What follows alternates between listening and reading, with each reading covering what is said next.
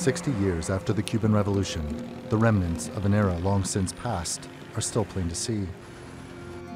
Even after the rapprochement with the US under former President Barack Obama, the US embargo imposed in Cuba's first years of communism still stands. Economic growth has been slow, as has political and economic reform on this tiny island. But there are signs of opening up to a world the US has largely closed off. International luxury hotels have accompanied a slight uptick in tourism. And a new constitution now allows for private enterprise and an expansion of mobile phone internet service. All signs of a new post-Castro era. But a recent move by the Trump administration could turn back the clock on a country many see as stuck in time. It will strengthen the embargo in a way that advances the cause of freedom in Cuba.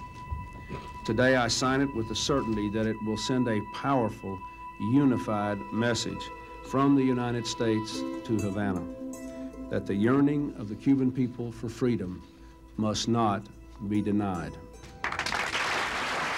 It was in 1996 that the U.S. embargo of Cuba was codified in what's commonly known as the Helms-Burton Act.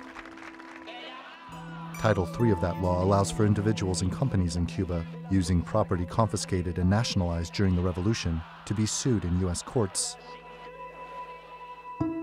But every president since Clinton has suspended Title III, in part to protect foreign businesses currently operating in Cuba.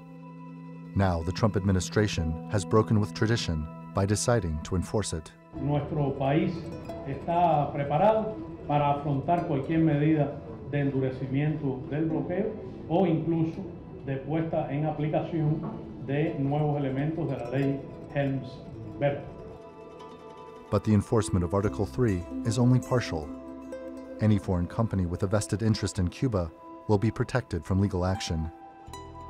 But 200 Cuban entities are not, raising questions over the legality of the Trump administration's actions.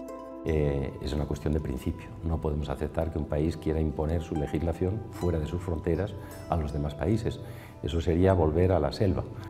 But among Trump's base, there's strong support for action against countries which embrace socialism. Countries like Venezuela, Nicaragua, and Cuba, which U.S. National Security Advisor John Bolton has called a troika of tyranny. The Maduro regime sends up to 50,000 barrels of oil to Cuba per day.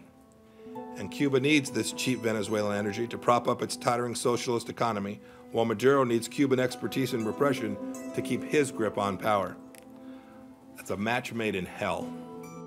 But beyond the politics, a question looms as to whether the move to strengthen the embargo will advance U.S. interests in Cuba or anywhere else in the region.